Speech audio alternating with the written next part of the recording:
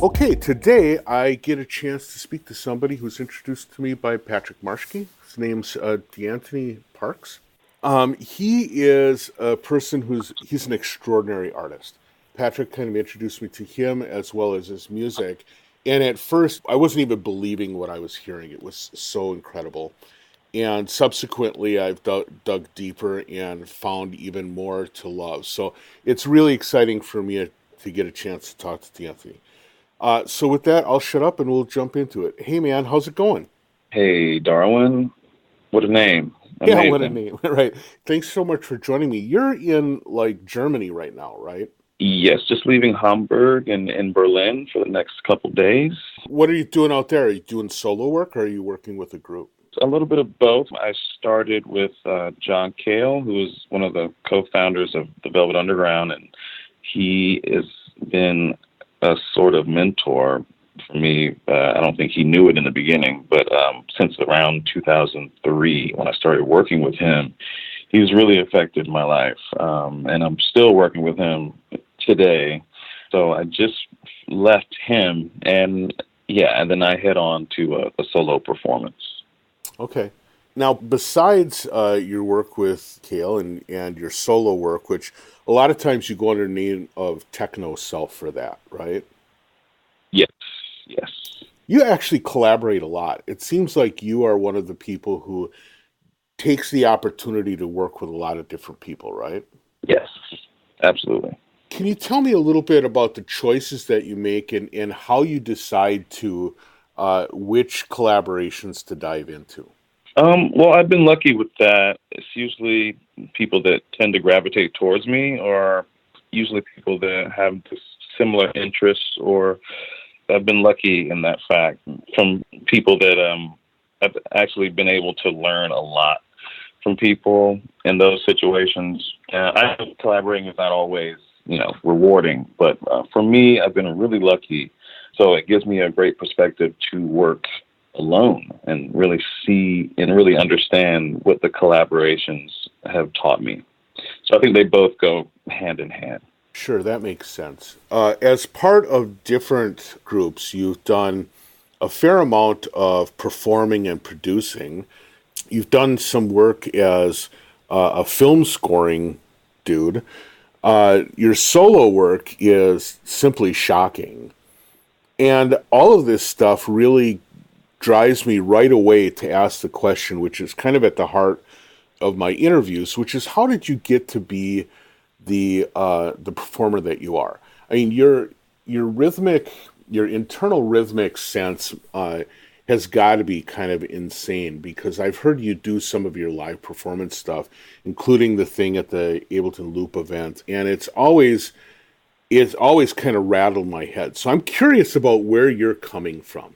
Can you tell me a little bit about your background and how you got to be the artist that you are? Sure. I started very young. I think all of us as humans are natural percussionists.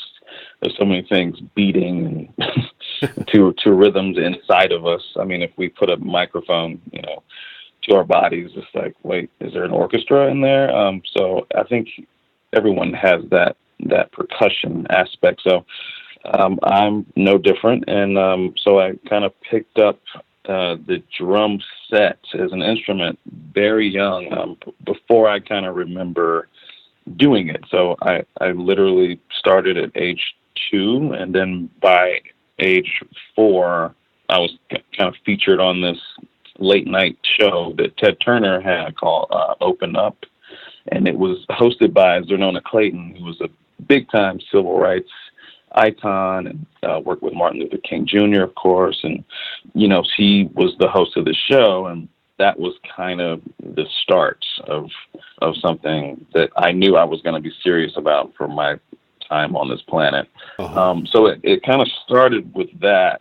So I was reading music really before I was reading words. So that definitely puts a certain stigma to your existence. So I took the music thing very seriously. I mean, my parents got me in when they notified the closest person that could teach me, which was my future high school instructor, actually. And he would not, he told my parents he doesn't work with children. So they brought me in, and he was like, okay, I guess I will teach children now. So I was kind of his first child student. And he taught me, I was lucky because he's a percussionist that also plays other instruments. I mean, brass, woodwind. So I got really lucky with him because not only did I learn rudiments and, reading music and treble clef and bass clef were added as well because of his wide, spectrum. So I got all the theory at the same time as I got rhythmic training. And so that helps a lot because I would later start playing piano and xylophone and learning modes and scales. So all that came really closely behind the drumming. So that's kind of the initial, that's the super early beginning. And then that led to like age 5 because I was studying with my high school professor, future one. He was just my regular teacher at that point. I was leaving kindergarten after school and going to play in the high school jazz band. So I have footage of this that was covered on local news, and those pieces I used them later on in life for inspiration and for direction when I was lost or, had kind of gotten off my path. So that period from, 2 years old, 5 was super, super important. And I'm still feeling the ripple from that big bang, if you will. From there, it quickly escalated. I mean, I had a need to, I loved American kind of funk, and that was my kind of thing. Like I loved, Michael Jackson, and, I would play to all these records, just all the time. And right. That's what I did on TBS when I was a kid. I literally played to Michael Jackson Beat It, which was my favorite song ever. Every kid at that time, but I was actually playing like the drum part, like I was, the drummer. So that once you start there, I mean, there's no turning back. So that quickly escalated to, a higher learning, and, quickly went from gospel, all the American arts, jazz, even classical. So I kind of went through all that high school, middle school, high school, just kept going. And by the time I get to college, basically, there was only a couple choices. I was looking at Peabody and Baltimore, and also Berkeley and Boston. Those were kind of my two aims because I wanted to get more into engineering. And so by the time I got to college, I was kind of over, mastering my instrument per se, or and wanted to take what I knew, that knowledge, to the next level. So to me, that was being able to produce and engineer electronically my ideas, so that's where that came in, which was in a very important phase.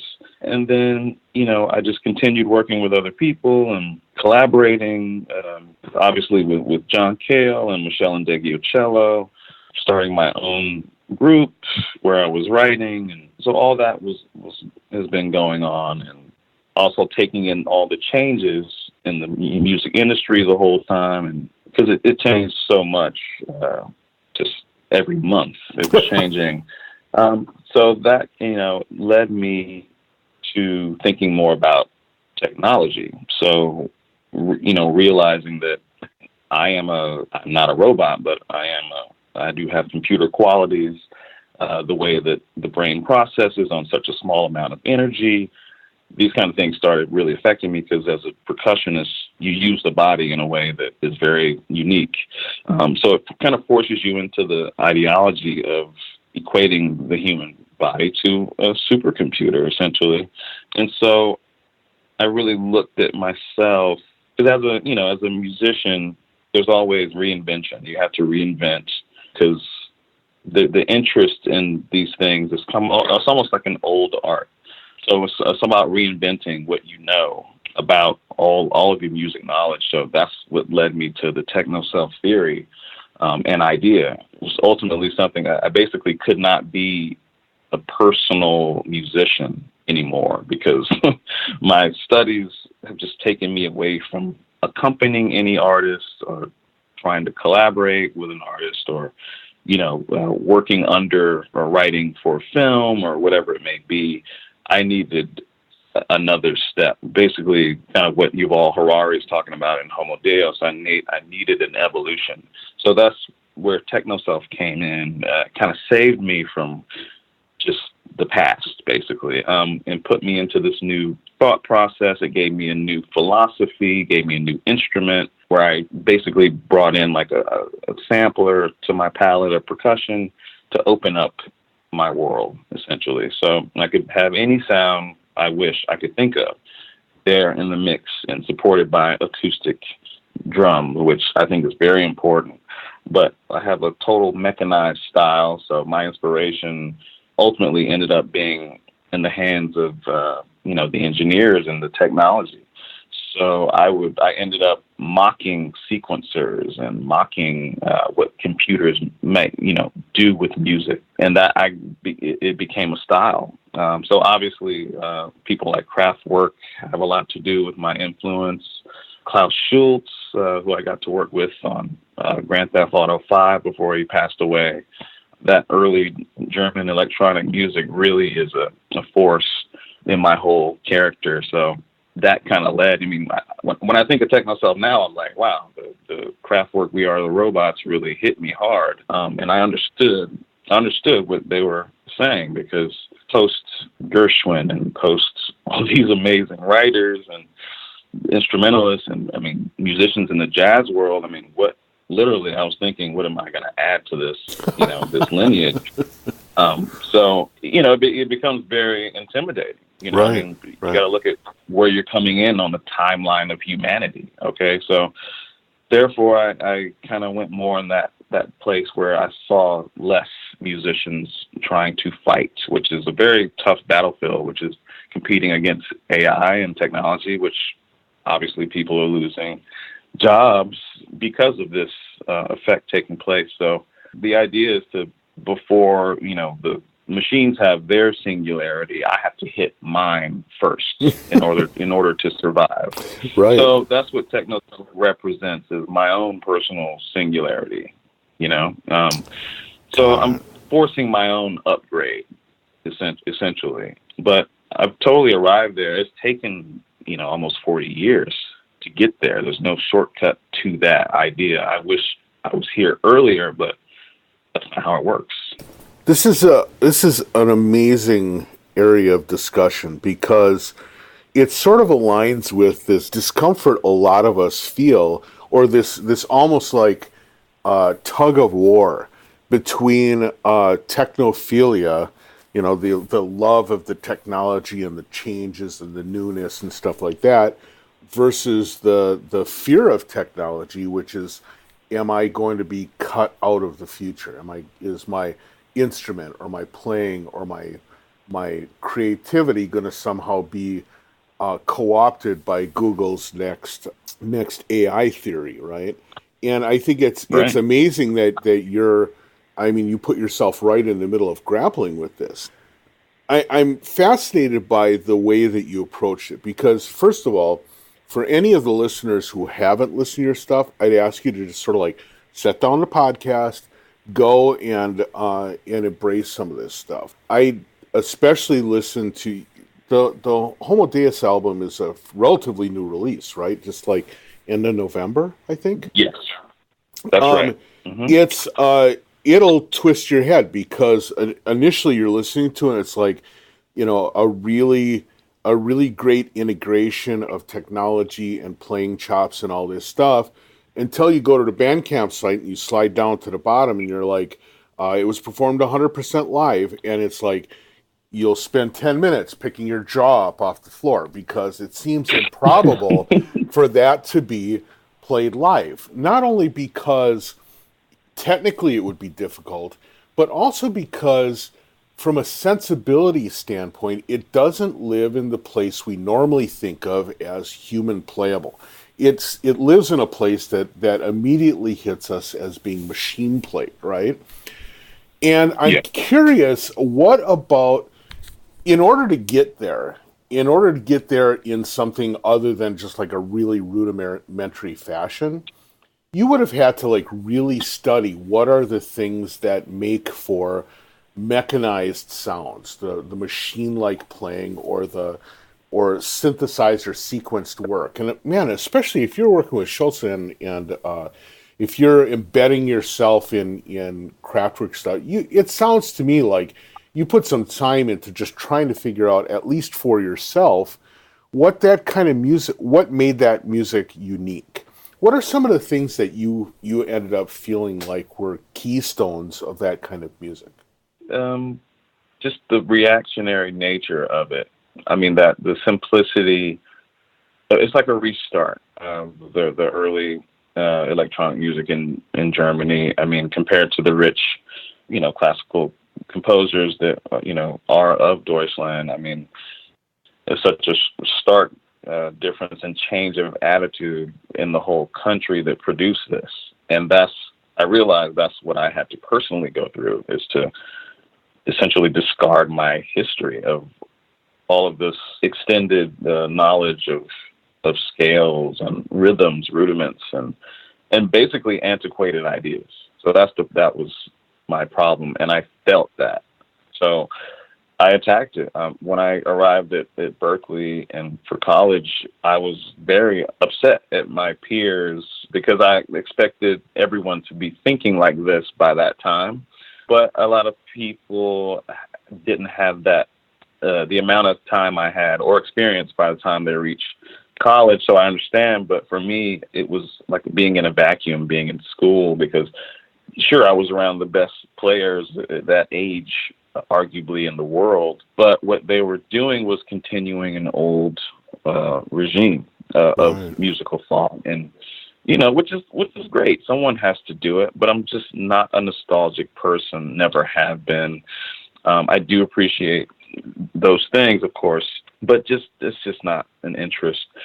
So, at Berkeley, I saw that no one was interested in mechanized music per se, and certainly not transforming their own selves into some kind of, they look down upon technology, Right. It's almost like, you're cheating, which I totally get, which is why I don't use loops.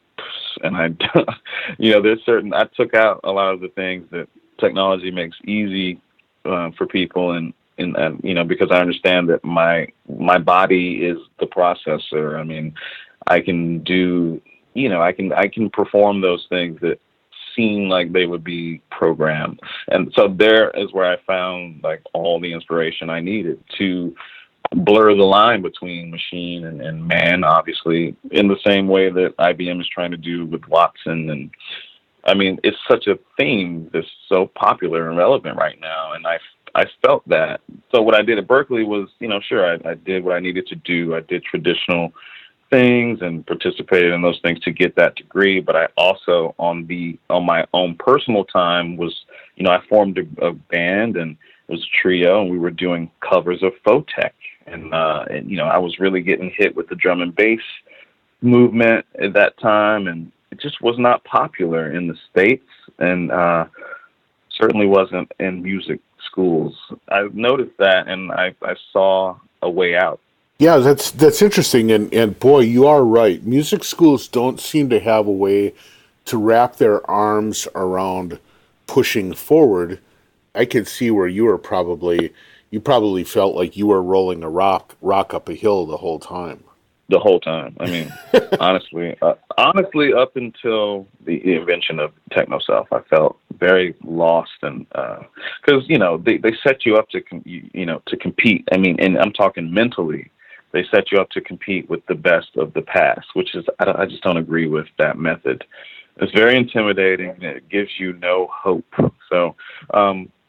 So because of that, I've been very, very interested in, I've always said I'm going to have my own school. However, I'm going to start with a curriculum, like an online course that I'm working on right now. It's like a 12-week course that essentially will force you into these uncomfortable places and unusual places. But by the end of the course, you will be completely transformed and ready to engage in the current model of Music what's making, happening yeah, right right. now. Well, this sounds like, I mean, it sounds like a course that'll almost be simultaneously musical and philosophical. One of the things you talk about is like removing things that are comfortable. And some of the videos I've seen of you performing, as well as the loop performance, you do this thing where you have a very basic drum kit, but then you're also using a keyboard, which, first of all, I mean, like an immediate visceral reaction as a musician for my whole life is I look at that and I'm like, that's not right, you know?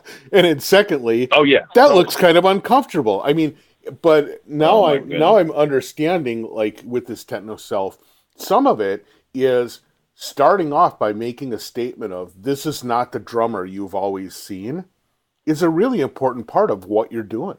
Yes, absolutely. And that's the way it looks is a big part. The open, not cross technique, but open hand technique. Mm-hmm. So it just literally looks like it puts you in a position. It's almost like how Cyborg would do it, or like, how If you a built a robot to do non-human it, would right? do it. Yeah, yeah, exactly. Yeah, I mean, you would have the arm, like one arm here, one arm there.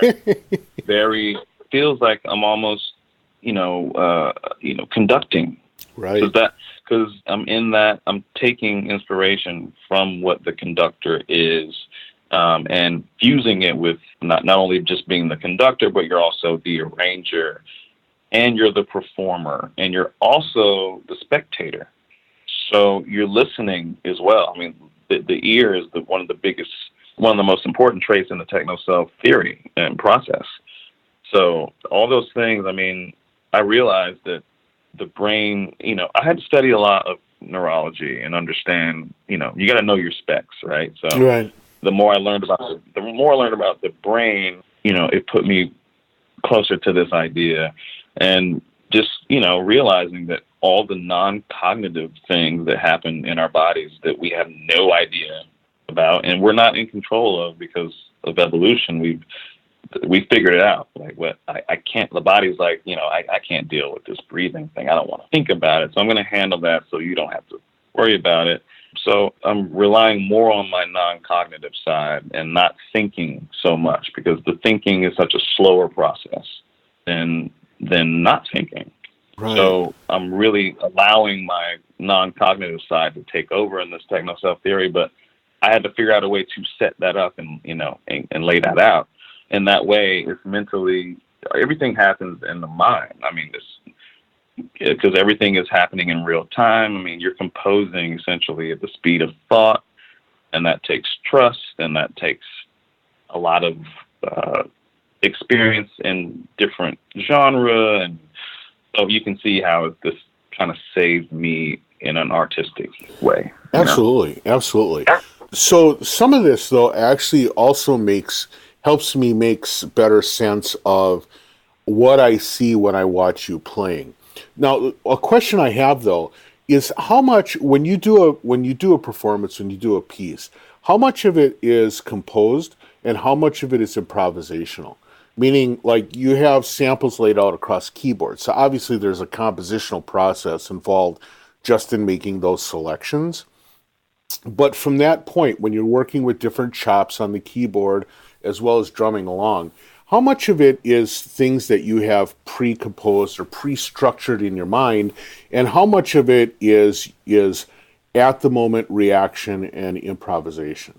Well, it all started as me basically, having the basic kit there, not abandoning that. So keeping the kick, snare, and hi-hat, but adding the keyboard for a palette where I could bring in any sound. That changed everything, because I wanted to involve other sounds other than the acoustic drums, of course.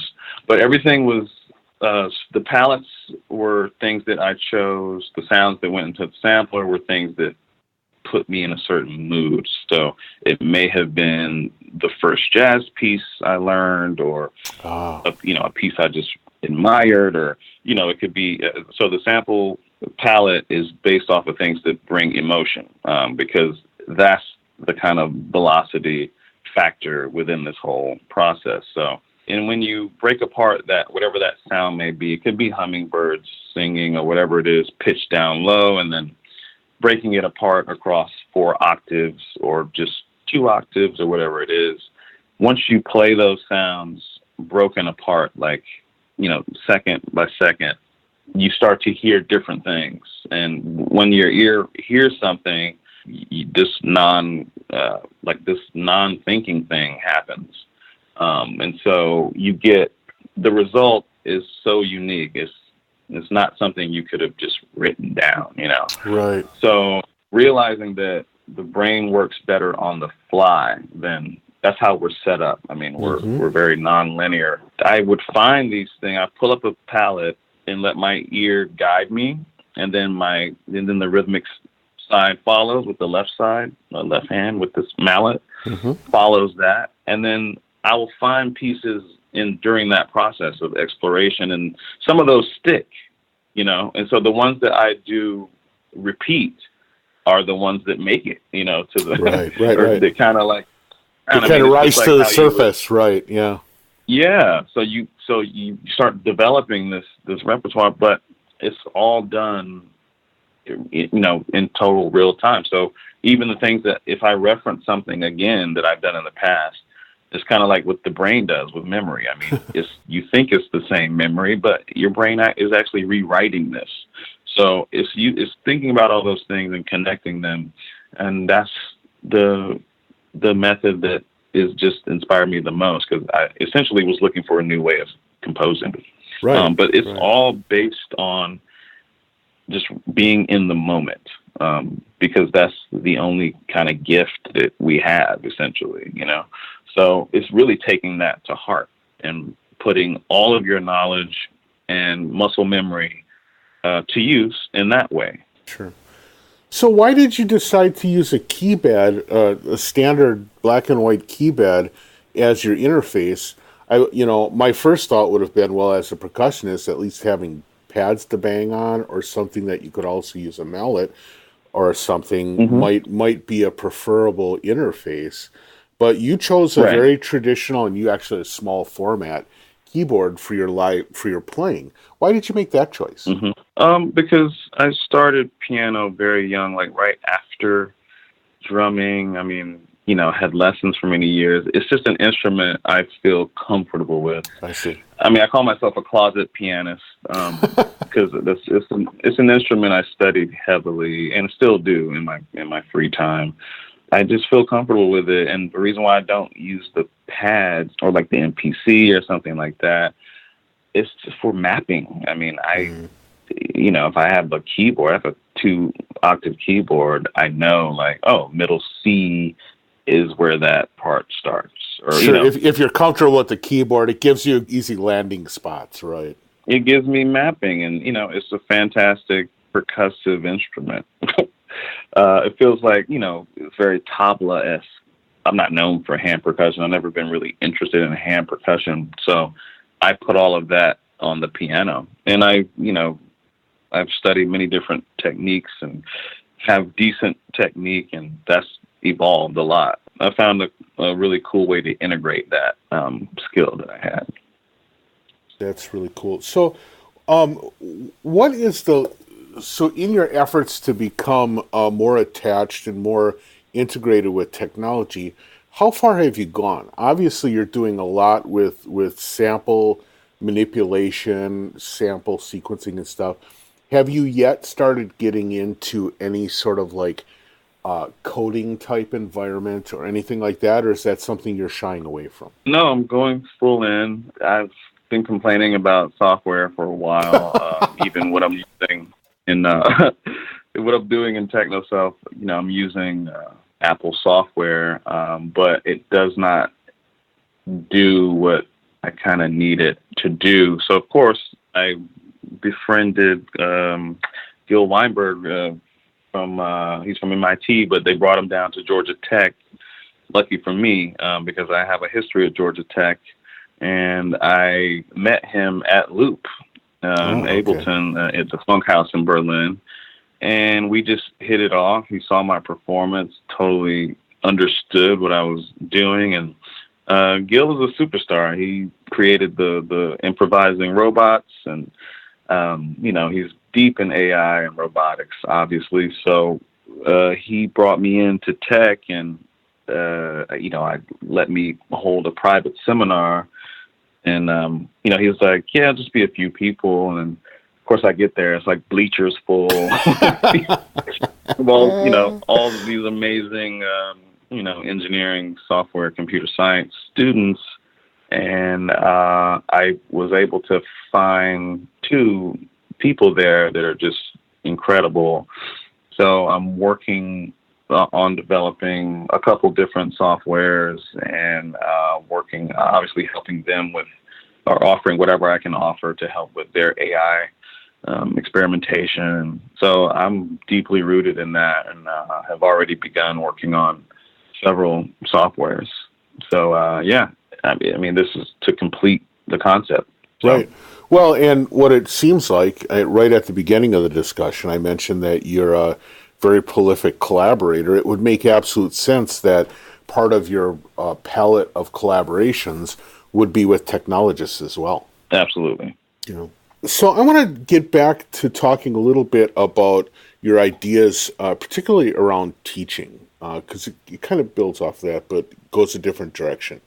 You mentioned at one point that you feel like you have a teacher's heart, right? But you're also in this techno self, putting yourself out there as a theorist with the techno self thing. You're not following the traditional path of a teacher or an instructor, which is to say, I have a high level of competence in this historically important thing, and you would come to me as a student if you too wanted to follow that path. How do you talk to people about the things that you would teach when it's sort of a big part of what it sounds like you want to teach is how to rip open your own path? Like, how would I introduce people to that? Yeah, what does teaching look like when it's not focused on what you said before, on antiquated ideas? That's precisely what I'm exploring with my curriculum. And it's essentially knowing what not to teach. So basically, like, some of the major points hit in this course is that you have to go like literally, like, early on, talking first week, you have to look at your own work, things that you would deem as useless or trash, or, we all have those. A demo I never finished, or that piece, it's nothing. Like, I have all that. It's really looking at yourself like, wait, okay, it's all about renewable resources. Let me use what I've already kind of thought up or like started building. It's just tidying up. I mean, it's a lot of waste management involved, because we waste so much in the physical world, but also with our ideas. So that's one of the first things you have to deal with. So it's a lot of, it's looking at yourself in a way that you're not really taught to. And also you're given like a kind of direction every week, like I call it like polymath heroes. So you have someone to kind of like look up to every week, that will guide the, assignment. So it could be anyone. I mean, I'm bringing in different references, because that's what I was missing in school. I mean, they would only give me like musical references. I'm like, well, what about like these architects, or what about these doctors, or can I apply what they know here, or, is that possible? And so that's very important to me, to see the similarity between different arts and different fields. So that's just those kinds of things, which they seem pretty simple, but they will have an impact. And I don't want to prepare people for the modern world per se. I just want to show them a different way of looking at themselves and their art. And from there, they can make better decisions. That is extraordinary and very interesting, very inspiring. How do you continue your path? What are the things you do to push yourself in the same way that you would want to push students? I align myself with a lot of technological theories because I feel the need to update or reinvent every 8 months. That's not something prevalent in the music world. I mean, Just find that people are so happy with what they know already, and have not grown. I know amazing artists that are still the same. I'm just like, how is this possible? If we were not getting older, I would understand, but we are, and so that means we're still changing, we're still evolving. So I just have always felt the need to press. I mean, I've never been known as the type of drummer that, let's say like a Questlove is, or, just some of the more well-known people. So I've never felt integrated into any system or clique or group of people. Like, I know that people have, there's like groups and things. So I've always been known for pushing boundaries. I mean, I was performing mechanized drum and bass rhythms very early, when, really before drummers even approached that or attempted it, because they felt like it wasn't for them. I mean, it was just for the DJ and just for the computer and just for the editor, So I'm into breaking down those walls. I see it as a war.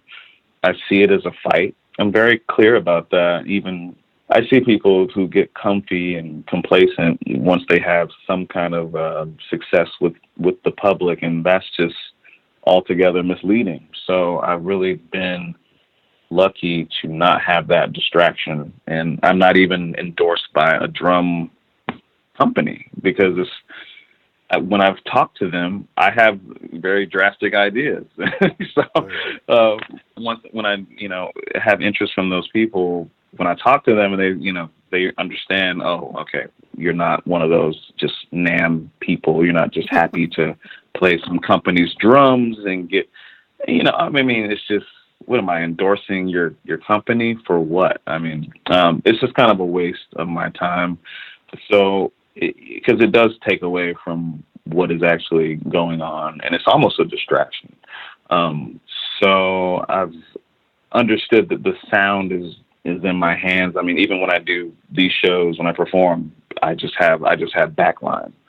I'm not particular about my gear, because I understand that it's about me. These kind of things have kept me like just away from the wrong places, and I'm very particular. I mean, I've been very lucky in my collaborations that people understand me and hire me for my sound. Even when I created Techno Self, I mean, even doing sessions, people would want me to bring the Techno Self setup. Right. So that meant a lot to me. That meant that it was not only a theory that worked for me, but it was functional to others. I mean, with John Cale, I mean, I play a keyboard on the other side, the left side, and but it is my instrument, and he understands it and takes advantage of it, and it's fantastic. So it's not only been good for me, but it's also been functional for collaborating. You're right. You don't live as part of a community of artists, and I think that some of that may be a result of, despite the fact that you're relatively young, I mean, you have an incredible wealth of experience, having started at 2 and sort of like being a pro at age 5. I was wondering, in a way, does that early success come with its own pressure? But I think by setting out your own individual stake in the world, that kind of makes it so you're pressuring yourself instead of relating to other people's pressure. Yeah, absolutely. Yeah, I'm not waiting for outside pressures. I mean, it definitely starts from within. Or validation, it sounds like. It sounds like you're going to do your thing, whether other people validate it or not. Oh, no, I resonate with Jimi Hendrix. I mean, I appreciate when people offer praise, or any kind of support. I obviously value that, but I have a trajectory. I don't know where that's going to land me, but I'm certainly going somewhere with this.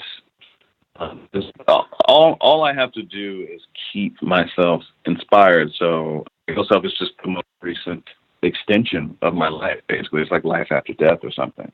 And the fact that I'm now touring TechnoSelf almost, more than my collaborations, which is mainly John Gale at the moment, and Avnish from Georgia Tech, and he was a brilliant software writer. Yeah, those are my kind of modern day collaborations. But it may be. I'm looking for the next thing already. I mean, I'm already thinking where I can take TechnoSelf. I mean, I feel like, because what you're seeing now, what you saw with Luke, what I'm doing right now is TechnoSelf 1.0. So I look at it as very archaic. Eventually, I want to turn this into a full-on kind of graphic character, where I don't have to, show up to perform. I'm, tracking my own data, logging my rhythmic algorithm so that I can just be an AI and it'll generate all of my, ideas and rhythms, and I won't even have to be there. I mean, I'm already thinking in those terms. Interesting.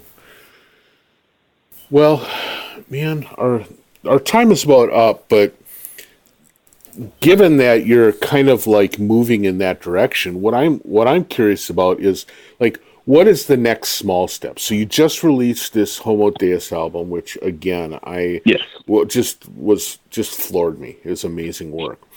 What is your next step? Your next like small step? Are you going to continue on the track? Because you don't have a lot of releases in this in the TechnoSelf world. So is it going to be to try and work on the next release, or do you think of a release as maybe another thing, or are you going to turn some focus onto the teaching and the curriculum? What is like the next small step for you? The next small step is kind of continuing all these things is to finish up the software, finish the curriculum. Those are the small steps for me.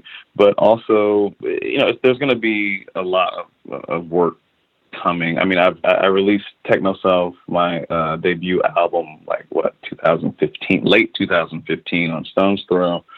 But since then, when you're dealing with a label, you have to wait timelines and things. But I have written many records. I mean, probably there's already at least 10 TechnoSelf albums that I haven't even released. So I have a lot of content, and it's just that's why I'm kind of focusing on film right now, because I mean that comes in handy in that situation. And I'm actually using the TechnoSelf philosophy in that as well. But yeah, so it's just continuing film score, the software, the curriculum, and also starting my own festival in the name of TechnoSelf to kind of bring about the curriculum and introduce all these different things. So that's really the next step for me.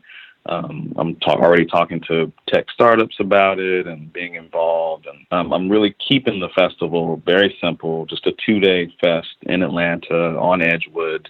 Atlanta is a very progressive city in the sense of civil rights and these things. This is where I come from. So it's kind of in the lineage of MLK and Maynard Jackson. These are very progressive people from that city. And I have to kind of honor them for putting me in a position to participate in society the way that I can. So I kind of want to reflect that in a carbon imprint of an art festival in Atlanta. And Atlanta does not have a tech music post-human festival, and it should. Because there's a lot of people that are based out of Atlanta that have that kind of mentality to them. It's a fact. Absolutely. So. Yeah. Just, and these are just things that I have access to, so I have to get them done. But yeah, it's very important to set up the festival, because that's something that I own, and that can be a pop-up in any city, sure, around the world. Do you have a date? Do you have a date when you expect to do it in Atlanta? Yes, we're looking at the 11th and 12th, and that's right before, a few days before Martin Luther King's birthday. A couple weeks before the Super Bowl, so January 11th, 12th. It's really a local thing. I mean, obviously, pulling from some professors from Georgia Tech will be there to give talks on things like brainwave data and obviously AI and local VR, real-time artists. It's all local talent, which Atlanta is very rich. I mean, Red Bull's coming in next year, end of next year, doing a 2-week festival that just involves local talent. So it's an amazing place. I feel like I'm starting something early that should have been done, but really only I could bring it together in this way. So right. It has been so fantastic to spend the time. I wish that we had another 3 hours, but I know you're busy, and so I don't want to monopolize your time. But I want to thank you so much for taking the time to have the chat and for kind of diving into some of these ideas. Very, very fertile information. Fantastic. Thank you so much. We will talk again soon, I hope. If nothing else, maybe I'll try and find a way to come down and visit this festival. It sounds amazing. But thank you so much for your time, and we'll talk again soon. Such a pleasure, Darwin. All right. Take care, man. Thank you. Hello from beautiful Milwaukee, where I'm spending a little time with family. I want to thank Deantoni for having a great chat. It was fabulous to hear about not only where he's been, but where he's going. I want to thank y'all for listening and for sticking with me for another year. It's been a really great one. Have a good new year, and I will see you next weekend. Bye.